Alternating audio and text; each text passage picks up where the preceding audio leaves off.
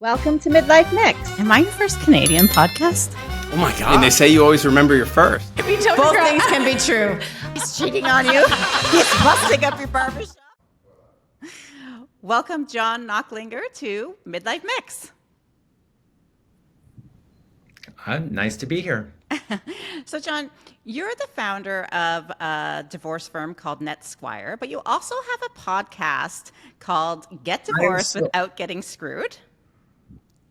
And I find you very interesting because your particular mandate is to help men in divorce, yes? That is correct. So do you think there's a double standard when it comes to divorce between men and women? Like, is society more sympathetic to a woman? Well, if you ask men, it definitely is. But I'd say in general, it's all a perception issue. It's the way that men and women come into divorce differently. I mean, obviously, it used to be very biased against men when we deal with custody.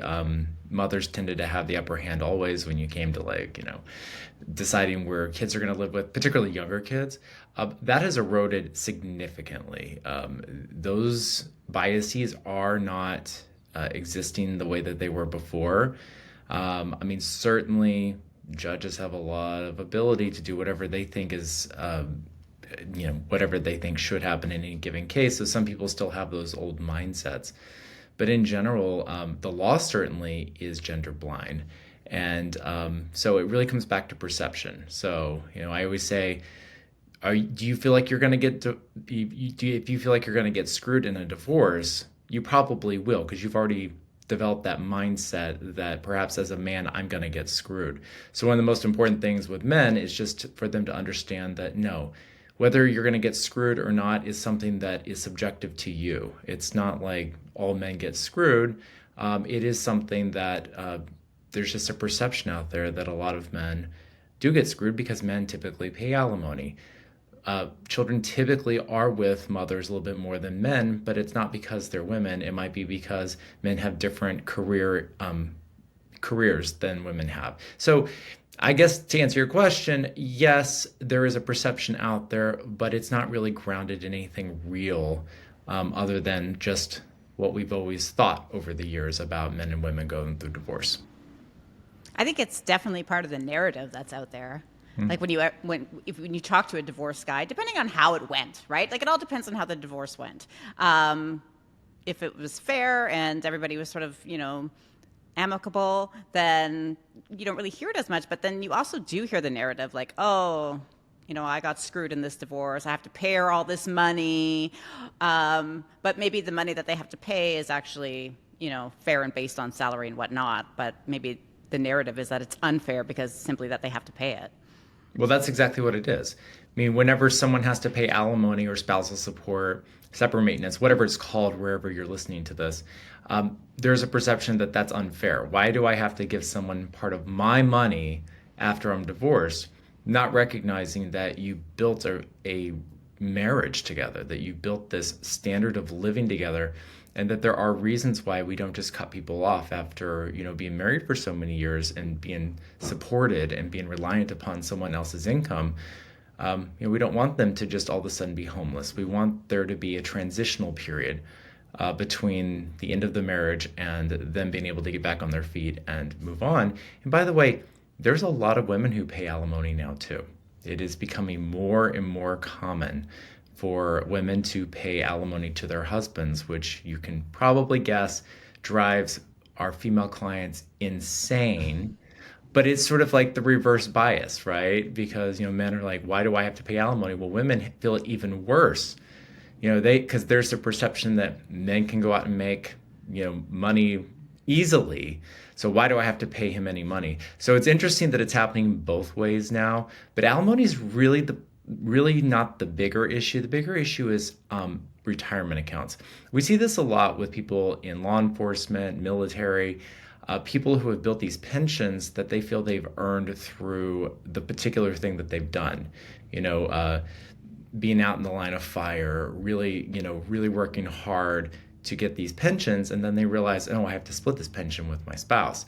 And so I feel like that is even a tougher pill to swallow for most men than even alimony, because alimony will terminate in most cases at some point. Those issues, I mean, if it's a pension, that's forever. You're going to be giving a part of your pension forever to your spouse, and that really chaps a lot of guys' hides. So when we talk about different types of resources for men during divorce, I feel like that's one of the reasons why you started what's called Divorce Shield. So can you tell me why you created Divorce Shield and what it's all about? So during the pandemic, when we were all sort of even more isolated than I think most people just are in general these days, given the way technology is, it became very obvious to me that there were not a lot of resources for men who were going through divorce. I mean, a lot of men in general have a hard time with male friendships, talking to other people about what's going on in their personal life. Men are suspicious of therapy.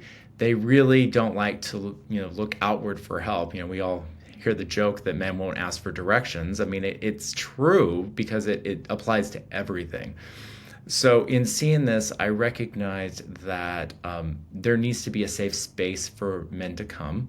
And I was shocked to see that there really weren't any, Facebook groups or anything for men going through a divorce where, there were no women there, where men could just talk to each other, complain, bitch, moan, groan, whatever they needed to do, but to actually have that outlet. And so when I recognized that didn't exist, I was like, well, what else doesn't exist? And then I started going around to coaches, divorce coaches. And I started looking around. First of all, they were almost all women.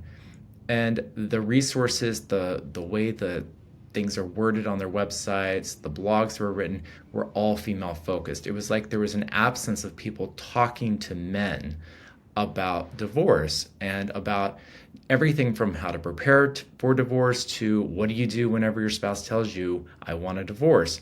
What should your reaction be? Trying to help men understand that you can't just put your head in the sand and expect it all to go away, that there are things you need to do. So, and then more than anything, making sure that guys understand, like we started this conversation, that you do not have to get screwed in divorce, that there is a way to make sure you don't get screwed, and it's all about a mindset shift. So recognizing all of this, I created Divorce Shield just so that I could start helping men navigate divorce in a way that was very specific to them and their concerns and their concern over the bias that we were just talking about in the court system when it comes to money and children. So because of all of that, I formed this company that just sort of was something I did sort of on a whim, just to sort of do something a little bit different than just divorcing people all day, every day, which is what I had been doing for almost 20 years. And it took off so quickly, and it made me realize that there was a yearning for this kind of community out in the world. And so it's developed, it continues to grow, and we're really excited we're able to help so many men have a better divorce, if that's even something that's possible. So when you say that, men need a mindset shift when it comes to divorce, do you often find that they walk into your office or, you have that first call and they are defeated? Very much so. It really depends on how the divorce starts. So there are men who initiate divorce. The majority of them already have someone else. They're already in a new relationship. The majority of those guys are already in a new relationship. Those guys are a little bit easier to deal with because they're the ones making the decision. Now they have to deal with the emotional impact on their spouse. They have to understand that the divorce is going to be a little bit more difficult because of the choices they have made. But those are not really the guys that gravitate to Divorce Shield. The ones that gravitate to Divorce Shield are the ones who came home from work one day, their wife sat them down on the couch and said, I want a divorce. And they, in their own mind, are shocked and dismayed and taken, it came out of left field. I had no idea this was coming. Those are the guys that I tend to speak to the most because they're the ones that if you don't get to them soon and you don't get to them directly, they can end up in a spiral that allows the divorce to get out of control very fast because their spouse probably already has an attorney hired, is already making plans to move forward. And here they are just trying to process, why is this happening to me? So that's really the hardest thing to deal with men, is just trying to get them to figuratively smack them in the face and just say, listen, I understand you don't like this. I know this is not what you want. I know you're a good father. I know you provided for your family. You thought you did everything right. But the marriage wasn't working. For whatever reason, you're, surprised that this happened, although you shouldn't have been surprised. I'm sure your wife has told you many times this is coming and you just weren't listening, which is probably the reason why she's initiating the divorce now. But you have to get them past that. And that is very difficult because divorce is 95% emotion. If we get rid of the emotion, divorce is very simple, very simple. So, it's why in my law firm, we really focus on mediation, because if you can just get two people to say, okay, we hate each other, I don't ever want to see your face again, but we're at least committed to saving money and figuring out a process that's going to be amicable and we can at least get through this, then divorce does not become expensive, emotionally taxing, time consuming. It's very simple. So we got to tackle the emotions first before we can really get down to the business of getting people divorced. I think there's a stat that says something like 75% of divorces are initiated by women. And just like you sort of described, a lot of men feel like they were shell-shocked, they got blindsided. So what advice would you give to men so they're not sitting ducks? So if this happens, they come home, they get the kitchen table talk, and, they might feel shocked, blindsided, or they might feel like the victim. What are the steps then when they walk into your office are you recommending them to do to move forward? Well, if they're caught by the emotion of it and they're really spiraling into depression and going in that direction, I tell them they have to get a therapist involved. They need to talk to somebody. Or do you have a good friend that you can sit down and go have a beer with and talk to them? Go get a divorce coach, somebody, if you don't have a good friend, but you want to talk to somebody from a non-therapeutic perspective, go get a coach, somebody who can help you process this, because it is going to be very difficult to have a conversation about divorce with somebody who's emotionally spiraling, because they're not going to be objective. They're going to see everything through that emotional lens. Instead of looking at the fact that, that he makes $100,000 and his wife was a stay-at-home mom for 10 years and hasn't worked and had 4 children, they're just going to see it as, well, she wanted the divorce, so why should I give her anything? Because you cannot process objectively what's going on when you're still spiraling. So if somebody comes in and that's the mindset that they're in, obviously there might be legal issues that have to be addressed, and you have to sort of, you can't just do nothing, but you really have to give them the time to understand that this is happening and to stop saying, why is this happening to me? I don't deserve this. Okay, fine. You don't deserve it. It's a bummer it's happening to you. It's horrible. But we need to get you through that. Otherwise, we can't even start talking about how should this be resolved? What would be fair in this circumstance? Because you're not going to see it. All you're going to see is, this shouldn't be happening. Why is she doing this to me? And so really, therapy is one of those things where if you don't come in with your spouse and you guys are figuratively, able to figuratively hold hands. I say that, sit down and talk next to each other and not scream at each other and get into the name calling. Then you probably should have somebody to talk to who's not your attorney. Because attorneys, I know it's going to come as a shock to everyone listening to this. Attorneys are not therapists. We are not therapists. Coaches are not therapists. People that are therapists have been specially trained. So you really need to go talk to somebody to go through these feelings you're having. And then the really good part about getting into therapy for a lot of men is that you're going to learn what you did, what happened, how did you contribute to the downfall of the marriage, so that when you're in your next relationship, which I know everyone tells me I'm not going to get remarried, almost everyone does, you won't have the same issues in the next marriage. There's a reason why second marriages fail at a much higher rate than first marriages. It's because no one does any work. You don't do any work to figure out, what did I do wrong? How did I contribute to the downfall of this marriage? And men are particularly bad at that. They want to always say, well, she's the one that wanted a divorce, so, I didn't have any part to play in this. She's crazy. She's bipolar. I hear everything. Men always say their wives are bipolar. All of the wives say their men are narcissistic. I hear it. I hear it 80% of the time. So you really have to start there. And so I really try to get people into therapy, like really hard. It doesn't always work, but if they listen to me and we get them into therapy and they can resolve these issues, they can have an easy divorce. And by easy, I mean inexpensive, get through it very quickly, don't damage your kids, and keep as much money as possible in your pocket. Have you ever had a case where, your client was the husband or the man, and, you finalize the divorce, he's fought for 50-50 custody, maybe the money, and then, down the road, you find out that, your client maybe is bailing, not picking up the kids when he's supposed to, because we hear this a lot, this happens, or maybe he's not paying their child support, and then they land back in your office asking you to help them again. Oh yeah, How do you deal with that? It happened more frequently, like a decade ago. Like I think there's a generational shift happening. A lot of the fathers now that are in their 30s are much more hands-on than the guys who I divorced, 10, 15, 20 years ago.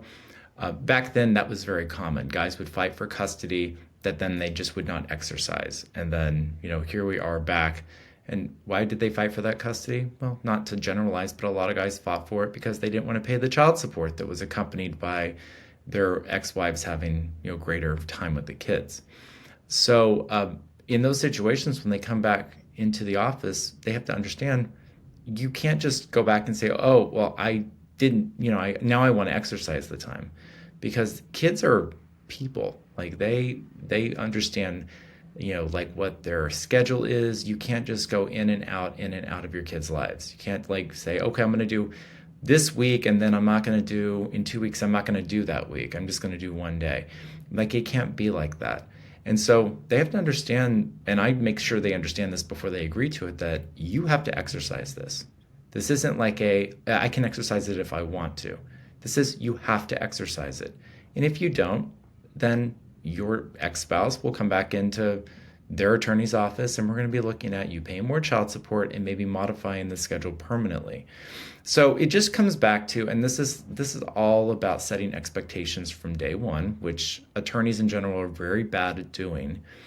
You've got attorneys that tell their clients what they want to hear. Oh yeah, we're definitely going to get that for you. Oh yeah, you definitely want to pay alimony. Oh yeah, you're definitely going to get 50-50 custody of your kids, whatever it is. You've got to set expectations from day one of what's realistic, and then make sure that you understand your client's goals, and you have to make sure that they understand what their goals are. Like I always ask the question, why are you asking for that? Give me a reason, and don't. This isn't like like your parent telling a child because I told you so. That's not acceptable. Like you need to give me a concrete reason. If you're saying you want 50-50 custody of your kids, then explain to me how your schedule, with your work schedule and your commute and everything that you have, you can actually do this. Because if they can't explain why, then I try to talk them out of even asking for it because of that very reason. Because what's going to happen is they will end up not doing it. And now down the road, we're going to have a second litigation dealing with how we modify support and custody. Like I know you mentioned that, lawyers aren't therapists. But when you're talking about children, do you have any advice for husbands and men about how they can maintain the relationship with their children post-divorce? Yeah, actually, I start working with men before the divorce is even finished to address this exact issue. One of the things that I work with guys in Divorce Shield on is protecting their kids from the standpoint of protecting the relationship between them and their children. And it starts with little things like, do you know who your children's best friends are? Have you met their parents? Do you know who their teachers are? Do you know like what their morning schedule is like? Do they eat breakfast? Like if you have I have a 12-year-old girl who has to take an hour to get ready now, like, makeup and hair and all this stuff. Do you know what they eat, what they don't eat? Like you have to make sure that you even know your child. And that starts with making sure you know all those things as quickly as possible. And you might say, well, why should you be asking for, significant custody of a child? We don't know those things. Well, during a marriage, we divide labor in different ways. Like it might be that, a husband leaves early for work and gets home early and maybe isn't as familiar with the morning routine as mom is. After a divorce, everyone's going to be doing everything. So what's really important, I'd say this is important for men and women, is that you need to make sure you fully understand your child's day, their life, everything in it, so that you're not always shocked when you learn new information about your child. It happens very frequently that I'll talk to fathers who are very upset about like the way their daughters are dressed or the way that their sons play too much video games.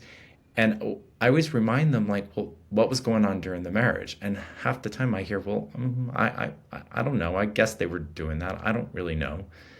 And so now they don't know their child well enough. So in order to get back to your question, in order to have that good relationship with them post-divorce, you have to know your child.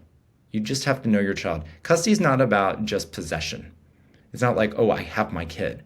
It's being a parent. It's being a parent in every way, recognizing that there's going to be things that you're going to go through.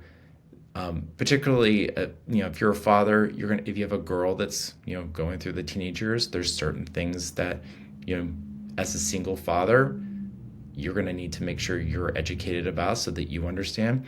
If you're a mother with a boy, you're going to have to also educate yourself about what boys go through, especially through puberty in their teenage years. So there's certain things that, as parents, we forget that we need to educate ourselves on, because during a marriage, you have somebody else that maybe knows things that you don't know about your children, and you can kind of bounce off of each other. So in order to protect that relationship, you have to get to know your kids. You have to understand their schedule. You have to understand their strengths and weaknesses, and you have to be fully supportive. And then co-parenting is the next part of this. You've got to be a good co-parent with their other parent. Don't talk bad about them. Don't talk bad about them anywhere in your house. I love how people say, well, I was in my bedroom, as though like kids can't go up to your door and listen to what you're saying. It's humorous to me, but there's a lot of things you can do to protect your kids and your relationship with them, but it starts with before you even get divorced. Make sure you don't have a big fight. I don't understand why people think if they have a big divorce fight with your children's other parent, that's going to do anything but potentially damage the relationship. So it starts pre-divorce, and then after divorce, you just have to make sure you're fully educated on your children, make sure you are being responsive to them, and you're actually parenting and not just, coming home and seeing that they're in your house and not even talking to them. So you mentioned on your site that going through your own divorce inspired Divorce Shield. So what did you learn through your own divorce process? So what's interesting is before Divorce Shield started, I started a podcast, Get Divorced Without Getting Screwed. And it was really just, my marriage was kind of unraveling, and I had an outlet that I wanted to just, start talking to people about various things. And really what had happened was, as I was interviewing experts and as I was talking to people and as I was really doing this podcast, I finally one day looked in the mirror and was like, I'm literally the person that my podcast is talking to about, you need to make a decision. You can't just stay miserable forever. We only live once. And so that's what first pushed me to start the divorce process. And then as part of that, I recognized that there were other men out there that were probably just like me, who were going through a very similar thing. They just thought being miserable is just part of being a guy in a marriage, like that we're not entitled to be happy, that we're not entitled to want a better relationship with the person that we're married to. So in doing that, I recognized that even I have a lot of friends that I talk to about personal stuff all the time. But even I felt a little isolated where I couldn't talk about my marriage. And I was like, there's got to be a lot of other guys out there that are just like me. So that's what really helped me, look at what do I need to do to make sure that there are other guys out there don't feel isolated anymore. And then that's where Divorce Shield sort of generated from. In terms of the name, I think when I first started it, I was thinking, like giving guys sort of a protection from all of the biases and all of the things that are out there that they're going to hear, so that they can really try to figure out what's most important to get through the process. So that shield, that kind of like invisible barrier of all the noise that they're going to hear. And that's really where it all started. You're quoted online as saying, "Men do not have to feel alone during a divorce. I want to give every man the plays he needs to execute during all parts of divorce and come out the other side ready to tackle the quarter in the game of life." What does that mean? Well, I like to talk to guys in sports metaphors all the time because most men understand that. I mean, even when I'm talking about, whenever I'm operating as a coach, I really talk about almost like being a basketball coach, to understand that I'm showing them like a play for them to go do. Like I'm trying to outline what they should go do, but they're the ones that have to live their life. They're the ones that have to go out and do it. I can't hold your hand. And I also look at, you can call it chapters. With men, I usually say like quarters or innings or something like that. But you're in a quarter of a game right now. It's going to be over at some point, and you're going to start a new one. And the new one is a fresh start. Anyone going through a divorce needs to understand that the next chapter of your life is a fresh start. I mean, yes, if you're co-parenting, there's going to be some things from your last chapter that still go forward. But with men, it's if you do the right things and you really focus on what's really important, then the next chapter of your life can be very different. It can be very different in all respects. You can find a better relationship that's better for you. You can be a better father to your children than maybe you were during the marriage. You can even probably make more money, which is something that I talk to guys about all the time when they complain about alimony. I'm like, do you recognize that being miserable is absolutely a drag on your ability to build wealth and to actually make money? Because, you feel like you have to do something as opposed to focusing on what you want to do and what maybe will be more fulfilling and will let you expand your life in various ways. So really, all that really is talking about is I want to make sure that they are fully prepared, not just the X's and O's of the divorce itself, but in their entire life, and focusing on mindset really in particular, so that the next chapter, the next quarter, the next inning of their life can be completely new, unique, and be much better. Because you know what? You only live once, and I don't understand how people want to be miserable forever. Mm-hmm. I don't understand why men don't talk to other men. Like, you all have best friends. Like, why don't you open up with one another about what's really happening in your marriage or your feelings? Like, why do they need Divorce Shield versus just going out with a beer with their buddy and like just chatting it out? Isn't that amazing? I cannot agree with you more. But think of it like this: there's three different kinds of areas in our country. We've got our urban areas, the suburban areas, and rural areas. In the urban areas, I think a lot of guys do talk to each other. There's a lot more of camaraderie. It depends on where you live in the country too. Like guys in New York and LA, they're much more able and open to talk to their friends about what's going on in their lives. Second, you get to more like suburban areas where it's much more, you're in areas where people talk a lot more because there's just, maybe you're in a smaller community. And that actually goes even more so for rural areas. Men start to not want to talk about their personal life as much because, it might get back to their wives, or it might get back to this person, or it might get back to that person. And men by nature aren't very emotional when they're around their guy friends anyway. Although, again, I say generationally, it is changing. I mean, you look at the under 30 crowd, they operate very differently than like the over 50 crowd. In between, it kind of depends. But, like the over 50 crowd, I don't think those guys don't ever want to be seen crying in front of anybody. Whereas the guys that are like under 30, they're kissing each other on the cheek and like hugging each other and stuff. The world is changing. So I think to some degree this will change over time. But if you're in a small town and everyone knows you and everyone knows your wife, even your best friend, like why you don't want to talk to them.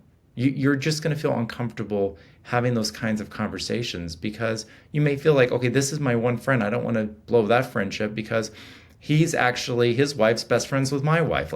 There's a lot of dynamics that are going on.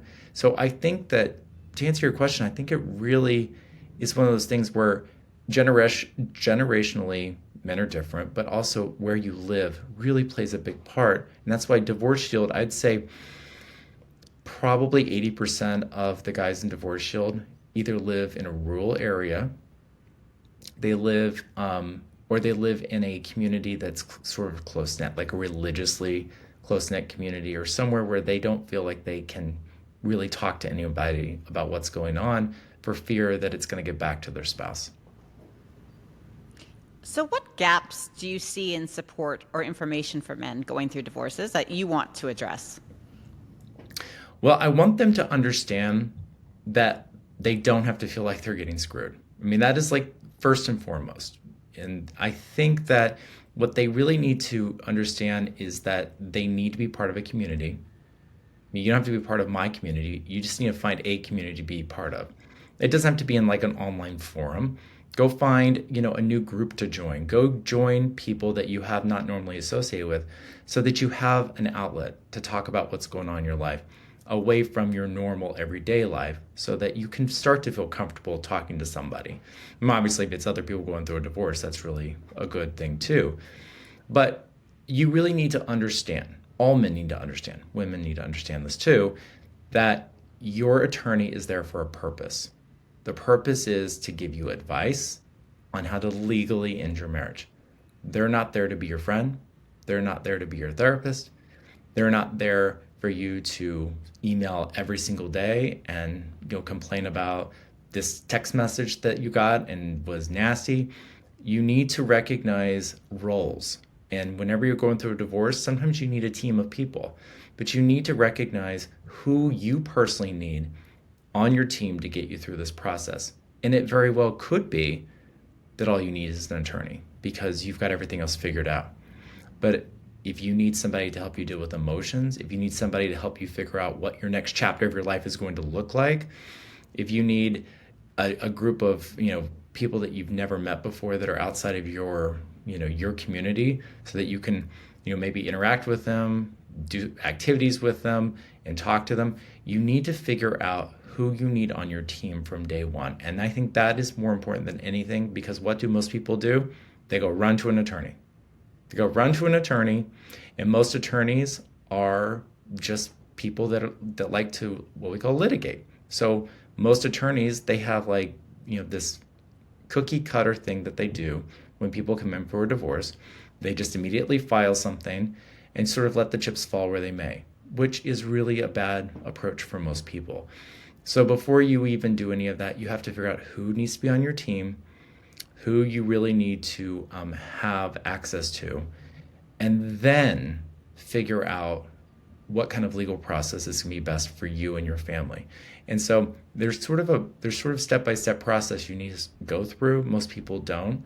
And then if you don't, that's when you hear of these stories. And in my law firm, these stories are real, and I see them all the time, of people whose divorces take years and cost sums of money that would make your eyes bulge. But and it's all because people don't address their emotional needs at the very beginning. And so they let the divorce process be their emotional outlet, and they let their divorce attorney be everything. Their therapist, their friend, their confidant, the only person they're talking to about anything going on in their life.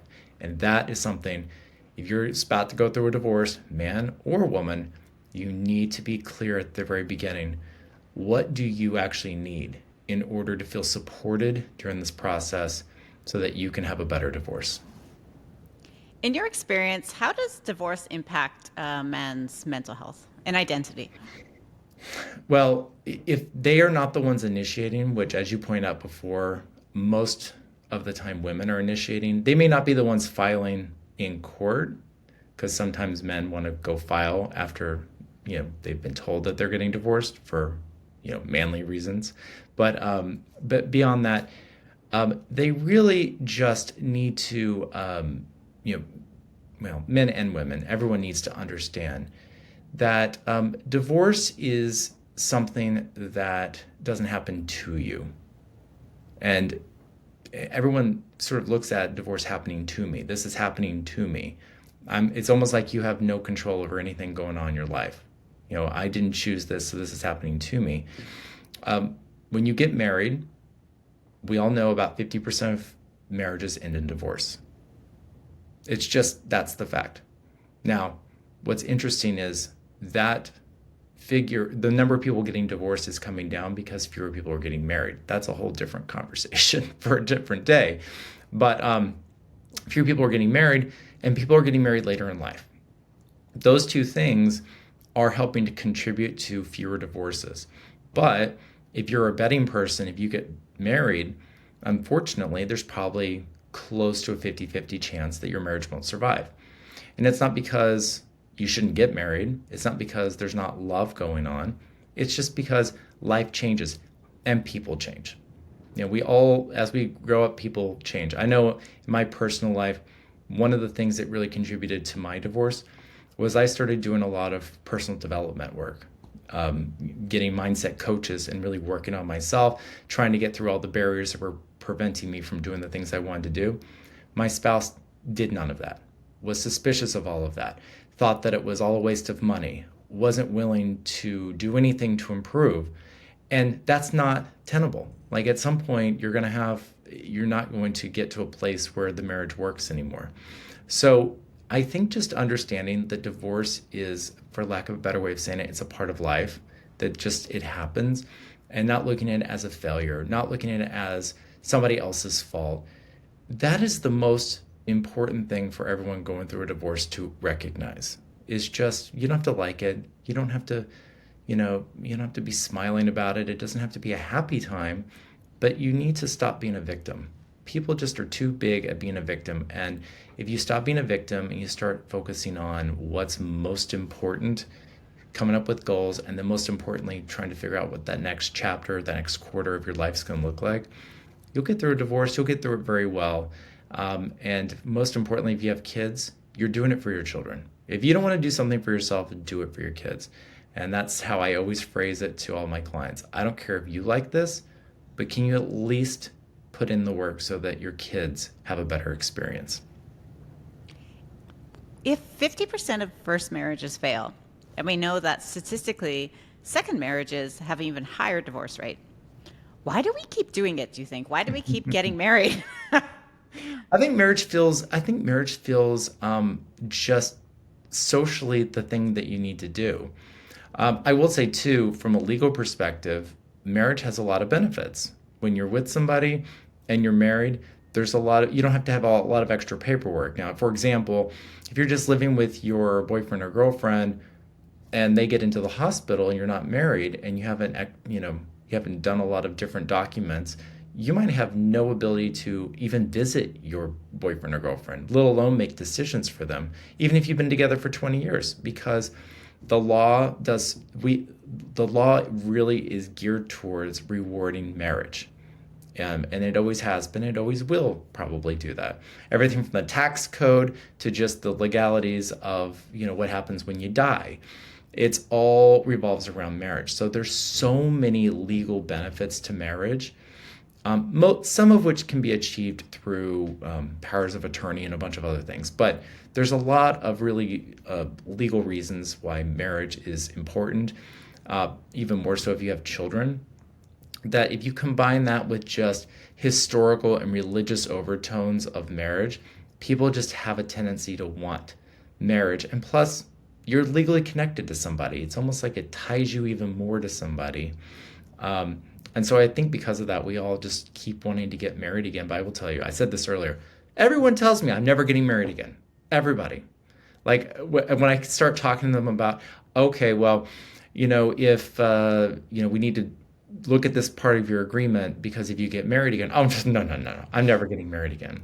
I hear it all the time, and the fact of the matter is, you probably will get married again. I don't know. It's interesting. I forget what the stats are now, but it's like 60 or 70% of second marriages fail. And third marriages, it's even worse. It's like some people just keep getting married, and at some point they stop. But I really feel like too the success rate of the second marriage depends on how long the first marriage was as well. There's some people that were married for like 2 years. I don't know about you, but I had back in my 20s, I feel like I was going to a wedding every other week. Grew up in Texas. Everyone gets married young in Texas, compared to like up in New Jersey where I am now, where people are getting married in their late 30s, like and not starting to have kids until they're in their late 30s, which is so. It's really interesting, like how those dynamics also dictate the success and failures of marriages too. Because in my friends in Texas, I mean, practically 75% of them were divorced because they got married too young. They got married before they knew who they were. They got married before they knew what their careers were. They were having kids while they were still, kids themselves in a lot of ways. And so, marriage is a very dynamic thing, but I think we all want that sense of security that we're with somebody. And then, like I said, everything else in society sort of rewards the fact that people are married. So what advice would you, and I'm going to ask you what your advice is to the men, since, that's your mandate, is to help men in divorce. What advice would you give a husband so they don't end up in your office? From the coaching perspective, I would just say if you join a community and you just consume enough information about the things you need to do, you don't actually need to work one-on-one with somebody. The problem here is that really that is requiring someone to self-select and to like be able to look at themselves in the mirror and decide what it is they need. And that's the one thing men are really bad at. Men are really bad at even recognizing that they need help. Asking for help is something that men are very bad at doing. So it's very hard to tell somebody, well, if you do these things, you won't end up in my office. Now, if we're talking about like just saving a marriage in general, that's a whole different story. I really wish that when people got married, two things were required. One is that they had to, well, actually three things. One is that they had to live together for a period of time. I would prefer at least a year before they can even get married. Two is that everyone should have to have a prenup. And the reason for that, it's not necessarily legal, is so that you have to have a conversation about money before you get married, because most divorces originate around money. People think divorce originates around infidelity. No, it's money. Money and trust. Those are the two big issues with divorce. And three, it's to actually communicate. I mean, people have forgotten how to communicate. I mean, people go to bed now, I'm sure, two spouses are sitting on the sides of the bed just on their phones, as opposed to talking.